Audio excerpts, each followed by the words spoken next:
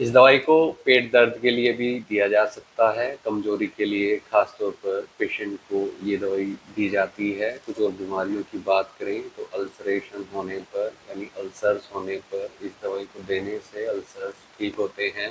साथ ही रियोमेटिक पेन यानी गठिया के दर्द के लिए भी ये दवाई खासतौर पर पेशेंट को तब दी जाती है जब गठिया के दर्द के कारण पेशेंट को जोड़ों में स्वेलिंग आ गई हो, दर्द रहता हो बहुत ज़्यादा। इस दवाई के अंदर जो गुण पाए जाते हैं वो एंटी कैंसर होते हैं या एंटीपायरेटिक होते हैं, यानी इस दवाई को हम कैंसर में अगर देते हैं तो कैंसर को ठीक करने के लिए ये दवाई बहुत इफेक्टिव रहती है। लेकिन इस दवाई को खास तौर पर मलेरिया में तब दिया जाता है जब क्रोनिक फीवर हो, लंबे टाइम से पेशेंट को बुखार आ रहा है।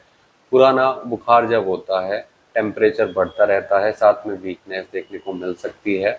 पेशेंट को हैज़ा अगर हो गया है जिसमें पेशेंट को कई बार वोमिटिंग भी होती है, पेट दर्द की शिकायत रहती है और बार बार लूज मोशन लगते हैं, तो ऐसे केस में इस दवाई को देने से काफ़ी मदद मिलती है इन सब बीमारियों में। जैसा कि मैंने आपको बताया कि खून की कमी पर ये दवाई दी जाती है। जब पेशेंट का HB यानी हीमोग्लोबिन नॉर्मल से कम आता है तब इस दवाई को देने से पेशेंट का HB बढ़ना शुरू हो जाता है।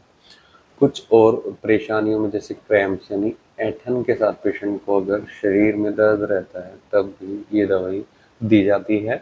और कुछ इन सब बीमारियों के अलावा इसे अस्थमा के केस में भी दिया जा सकता है। पेशेंट को अगर सांस लेने में तकलीफ होती है, ब्रीदिंग डिफिकल्टी की पेशेंट को शिकायत रहती है, तो ऐसी परेशानियों में इस दवाई को देने से इन सब बीमारियों में काफ़ी राहत मिलती है। दोस्तों, जो लोग लंबे टाइम से बीमार रहते हैं और उनके अंदर इतनी ज़्यादा कमजोरी आ गई है कि वो सही से चल फिर भी नहीं पाते हैं या रेगुलर के जो उनके काम होते हैं वो भी नहीं कर पाते हैं, ऐसे में पेशेंट लो एनर्जी फील करता है, एग्जॉस्टेड फील करता है, तो ऐसे केस में इस दवाई को दिया जा सकता है। एज ए टॉनिक ये दवाई काम करती है।